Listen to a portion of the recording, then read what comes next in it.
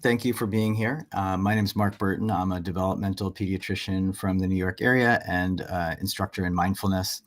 Also, always looking for ways to integrate mindfulness into more traditional Western medicine. And really, that is my topic for this Friday at the ADHD Summit. So I hope many of you will be able to join us there. Really, an amazing lineup of speakers, if I'm sort of honored to be part of that panel. And what I'm going to be talking about is trying to look at how we can integrate mindfulness into overall ADHD care in ways that hopefully will make understanding ADHD more practical. So there's a lot to understand about ADHD. It's way more complicated, kind of insidiously more involved in day-to-day life than I think is often apparent on the surface. I think one way of looking at ADHD is it's long outgrown its name. ADHD really isn't attention disorder and attention disorder. It's not even primarily a disorder of hyperactivity. ADHD affects this really wide-ranging skill set that you'll hear a lot about on Friday called executive function, which are like our life management skills. Almost a shorthand for it is anything you can put the word manage to probably involves executive function. We have to manage projects and manage our attention and manage relationships, manage our emotions. All of that involves a large degree of executive function. And that has a lot of implications. Primarily what it means is that ADHD really can affect all of that. So ADHD can affect anything that involves kind of management, coordination, and long-term planning. And I think if you were going to come away from one thing with from Friday's conference in terms of ADHD itself, is I always feel like if you're living with ADHD as a parent or as an individual who has it, or as a teacher, to really understand ADHD means to really understand executive function. That idea of executive function shouldn't feel abstract if you're going to do a thorough job managing it, because that is the day-to-day nitty-gritty of ADHD. So that's one thing I wanted to make sure to kind of touch on today to frame certainly my talk for Friday. I want to make that very practical and really start to look at the implications of how ADHD affects day-to-day life. And that means a couple different things. It affects individuals. It makes life harder to manage. So life gets more stressful because keeping track of things is part of ADHD and managing your time is part of ADHD.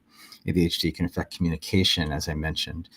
The impact on emotions can affect how you get along with other people and really lead to a lot of regret. I think another under-addressed aspect of ADHD.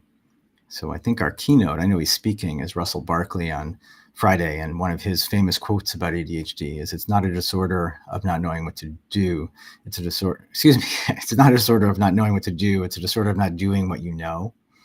And that has really profound implications. It means kids with ADHD often look like they're intentionally misbehaving or are struggling in school or having difficulty socially. And sometimes it looks like they should just know better, but there really aren't any shoulds when it comes to ADHD, because it's affecting this skill set that lets you manage things day to day. And then over time, there's a lot of impact how you feel about yourself and your resilience and your mindset if you've grown up struggling in that way. Kids with ADHD are often being corrected far more than they're being praised just by the time they reach kindergarten. And all of this is going on. And then that leads to another aspect of ADHD care that I think is very under-addressed. And that's that ADHD is very relational. So clearly, when kids have ADHD, that affects their parents. It affects their parents because it's painful when our kids are struggling. It affects parents because kids with ADHD take longer to become independent than their peers. ADHD and executive function almost represents the skill set you use to problem solve. So ADHD very uniquely undermines itself. The skills you would use to manage your ADHD are the ones undermined by having ADHD. So unsurprisingly, parents and people living with ADHD report feeling a lot more stressed, overwhelmed. I believe I heard a study years ago talking about how parents of kids with ADHD start to doubt their own parenting. It kind of changes how you parent. And all of that's going on.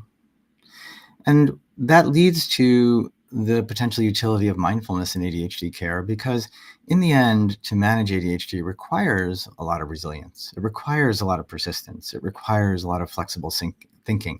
ADHD can be really exhausting. And then you have all these complicated decisions to make in life about managing ADHD, dealing with schools, difficult medical decisions.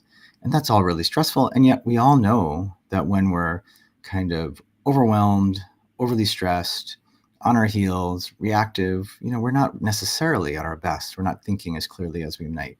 We don't stick to our best intentions as well as we might.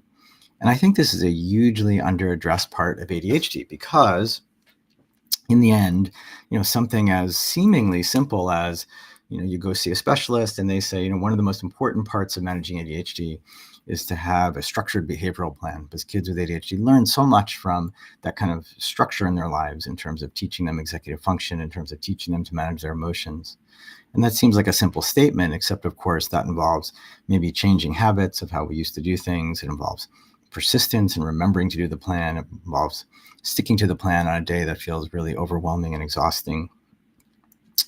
So the premise of bringing mindfulness to ADHD care initially, to me, is helping people stay resilient, helping people manage the chronic stress that goes along with ADHD so that they can best come back to their intentions around managing this really complicated medical disorder.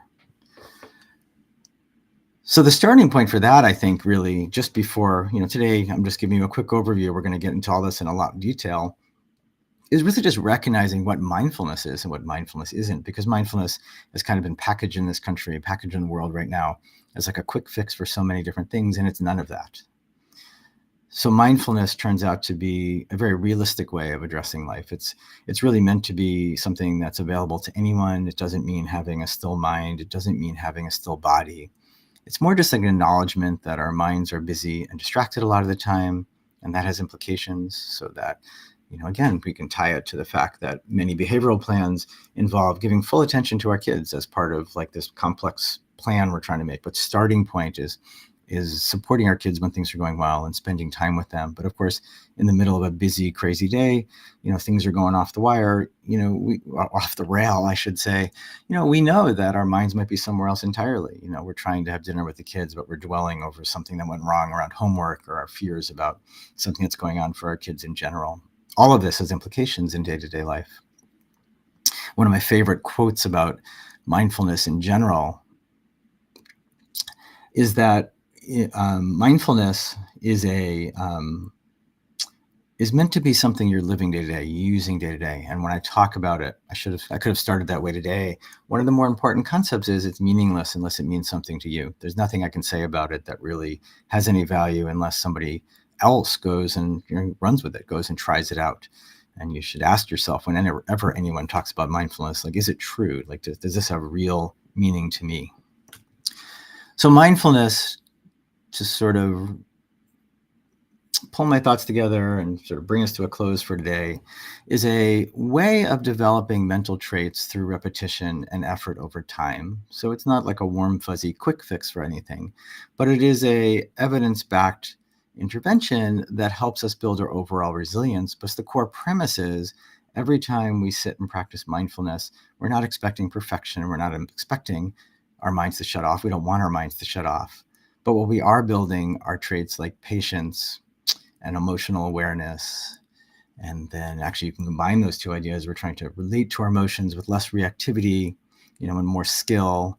And often, if you think about it, I think something most people can relate to is when we're settled, if you think about how you deal with a problem after you've had a week or two of maybe vacation, or a week or two that have gone smoothly, and you're feeling, pretty together, you're going to make choices and live life, more in line with what you already know, more in line with your own skills, more in line, with your own abilities to handle, a challenging problem. So the practice of mindfulness is a direct way of building traits of patience and awareness and resilience that is available to anyone with or without ADHD. And by building that ground of our own resilience, that helps us manage kind of everything. It helps the people around us. It helps us relate to our children with more skill. It helps us relate to a problem with more skill. And I guess I'll just end there by saying that one definition of mindfulness, it's building the traits that help us relate to whatever is going on in life with as much skill as possible. And that takes some effort, because the world, you can just look around you right now, clearly is often pushing us to be more reactive and less aware, less in touch with our own best intentions. And the practice of mindfulness is a way of just reinforcing the traits we choose instead. And that, without fixing any specific parts of ADHD on its own, supports all of the complexity of ADHD care. So on Friday, what I want to do is give an overview of what I mean by complexity of ADHD care, really looking at all the different things ADHD affects and what evidence-based ADHD care looks like. And then how we can make mindfulness accessible for really anybody, make it fit into our lives in a way that makes sense, and then helps us do all those other things that are required to manage ADHD as a whole. So that is an overview of a very complicated topic, both in terms of ADHD and in terms of the practice and science of mindfulness.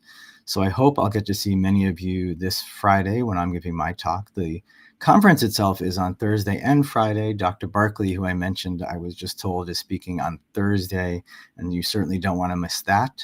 So thank you all for your attention today, and hopefully I'll see most of you Friday morning when I give this talk.